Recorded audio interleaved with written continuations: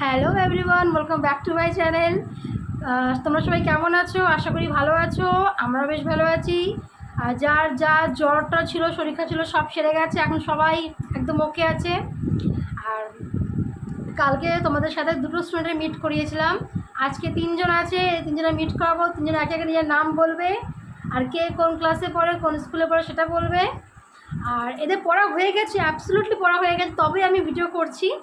আর এদের গার্জেনরা সবাই জানে, এমন না যে গার্জেনরা জানে না, সবার গার্জেনরা জানে যে ভিডিও করি। আর এদের সাথে ফার্স্ট টাইম করছি আমি, তো এমন না যে পড়া ফাঁকি দিয়ে তার মানে পড়ানো ফাঁকি দিয়ে তারপরে ভিডিও করছি, তা না, একদমই না। তাই কি? এই দেখো ব্যাগ গোছানো, এই ব্যাগ গোছাচ্ছে। আর ওই প্লেটটা দিয়ে পাচ্ছে এমনিতেই, ওই যে হাই হাই করছে। এবারে স্টার্ট করি, নাম বলা। ফার্স্টে নাম বলো জোরে করে। কোন ক্লাসে পড়ো, কোন স্কুলে পড়ো? আমি ক্লাস 5 এ পড়ি, দ্য বন্ধন স্কুল আরামঘাটা। 5 এ পড়ে দ্য বন্ধন স্কুল আরামঘাটা। এবার চলে গেল পরের জন। এ একটু বয়সে ছোট হলো, একটু পাকা বুড়ি আছে আমাদের মধ্যে, ভীষণ পাকা কথা বলে।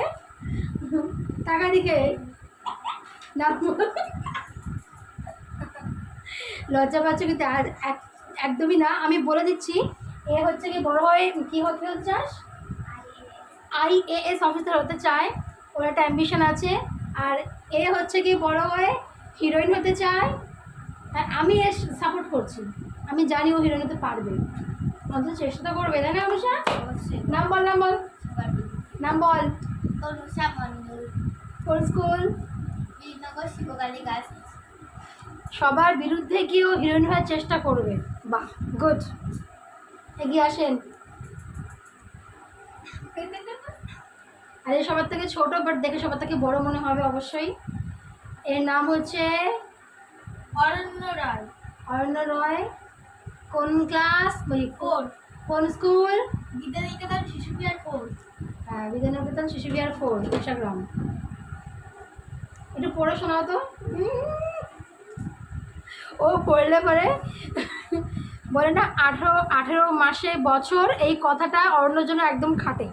কেন, ও যে স্পিডে পড়ে, সেই স্পিডে পড়লে পরে এরকমই হবে, বছর 18 মাসেই কাটবে ওর। আমার সারাদিনের সময় এই বাচ্চাদের সাথে বেশ ভালোভাবে কেটে যায়।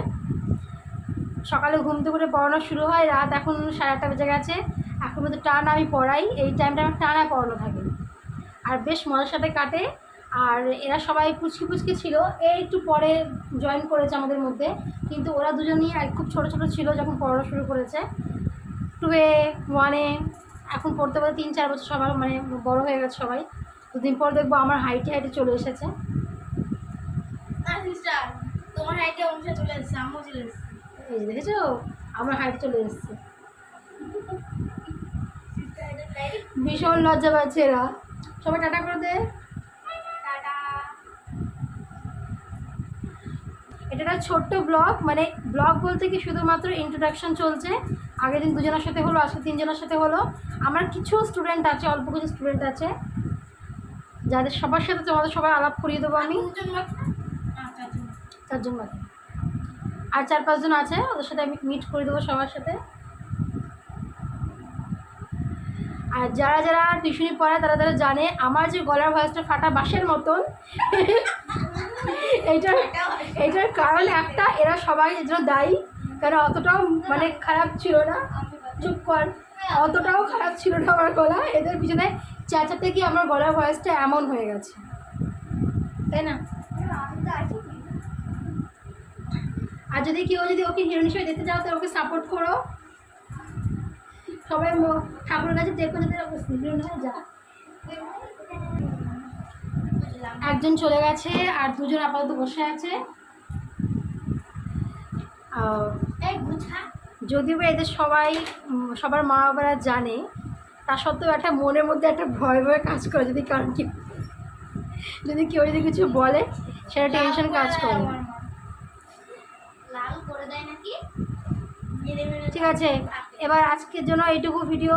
যদি পছন্দ হয় আমার ভিডিওগুলো, আমি খুব একটা গুছিয়ে কথা বলতে পারি না, আমি আগেও বলেছি। আর আমার কথাগুলো একটু বেশি বেশি ফানি ফানি হয়, আমিও জানি। আমি চাই না, আমি একটু সিরিয়াসভাবে থাকতে চাই, কিন্তু পেরে উঠি না। আমি খুব মানে যা আমার কথাগুলো সবাই একটু হেসে ফেলে শুনলে পারেই। তো আমার ভিডিও যদি পছন্দ হয় তাহলে প্লিজ লাইক কমেন্ট আর সাবস্ক্রাইব করে দিও। আর সবাই ভালো থেকো, সুস্থ থেকো। Tata, bye by.